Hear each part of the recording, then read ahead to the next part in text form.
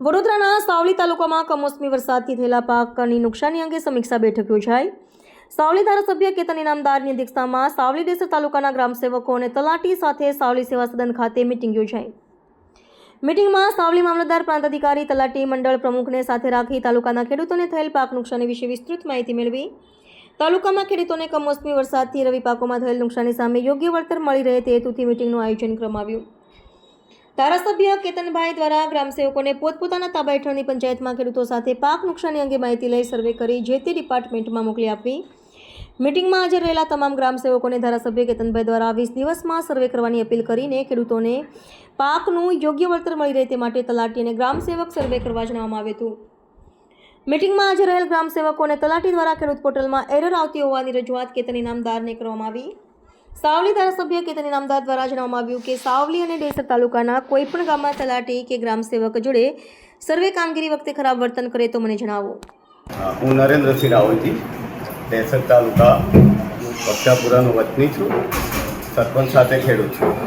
આજે પ્રાંત સાહેબને ઓફિસમાં તમામ ગ્રામસેવકશ્રીઓ અને તેને લગતા અધિકારીઓ સાથે બેઠક યોજવામાં આવી। આદરણીય કેતનભાઈ ધારાસભ્ય શ્રી સાવલીએ ખૂબ જ સહાયની રીતે ખેડૂતોની વારે થયા છે અને ખેડૂતોનું નુકસાન જોઈએ તો આજે 100% કરતાં પણ વધારે છે। ત્યારે સરકારને અમારા ધારાસભ્યશ્રી દ્વારા જે રજૂઆત કરવામાં આવી છે એનું અમે ખૂબ જ એમનું અભિનંદન સાથે એમને બિરદાવીએ છીએ અને આ અમારો વિચાર તમામ ખેડૂતોનો વિચાર સરકાર સુધી, સંવેદનશીલ સરકાર સુધી પહોંચે એવી અમારી નમ્ર વિનંતી છે। તાલુકામાં રવિ પાકોને કેટલા ટકા સુધી નુકસાન જઈ શકે એવું લાગે?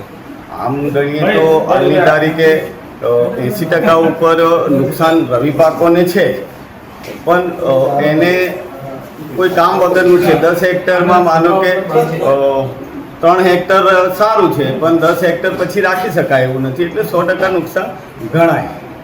જી, આપનું નામ? નરેન્દ્રસિંહ અજીતસિંહ રાવલજી, વક્તાપુરા, ડેસર તાલુકો। છેલ્લા કેટલાય દિવસથી કમોસમી વરસાદનો માર સમગ્ર ગુજરાત વેઠી રહ્યું ત્યારે મારે સાવલી વિધાન ક્ષેત્રમાં સાવલી, ડેસર અને વડોદરા ગ્રામ્યના ખેડૂતો માટે જ્યારે સરકારે સર્વે કરવા માટે છેલ્લા 2 દિવસથી પરિપત્ર બહાર પાડ્યો છે અને 20 દિવસની અંદર આ સર્વે કરીને સરકારને મોકલવાનો ત્યારે ગ્રામસેવકોને આજની તારીખે તાલુકા સેવા સદન માન્ય પ્રાંત અધિકારી અને માન્ય મામલતદારની હાજરીની અંદર ગ્રામસેવકોને બોલાવી અને સૂચના આપવામાં આવી અને એમને કઈ રીતે સર્વે કરે છે અને ખાસ કરીને જે પોર્ટલ પર જે રીતે અપલોડ કરવો છે એમાં ખેડૂત આ વસ્તુથી અજ્ઞાન હોય અને એમને આ વસ્તુ ના ફાવતી હોય તો એમાં પૂરેપૂરો સહકાર આપી અને જે રીતે ડાંગર, કપાસ, તમાકુ, સોયાબીન અને અન્ય પાકોની અંદર પણ મોટા પાયે નુકસાન છે તો સાચો નુકસાનીનો સર્વે ઉપર સુધી પહોંચે એટલા માટે આજની મિટિંગ રાખી હતી અને પૂરેપૂરું જવાબદારીથી કામ કરવા માટે એ લોકોને સૂચના આપવામાં આવી છે અને આપના માધ્યમથી સરકારને પણ ખૂબ અપીલ કરું છું કે ખૂબ મોટી નુકસાની છે તો એ નુકસાનીને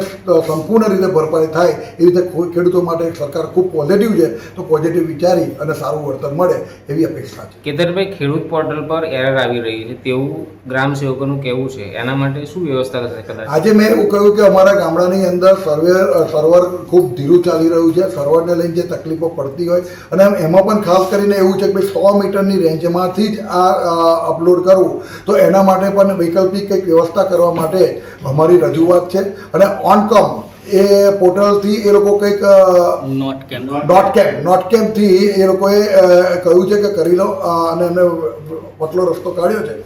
મને પૂરેપૂરો વિશ્વાસ છે કે ગ્રામસેવકોથી માંડીને વિસ્તરણ અધિકારીથી માંડીને જિલ્લા ખેતીવાડી અધિકારી આજની પરિસ્થિતિની ખેડૂતની ગંભીરતાથી લેશે।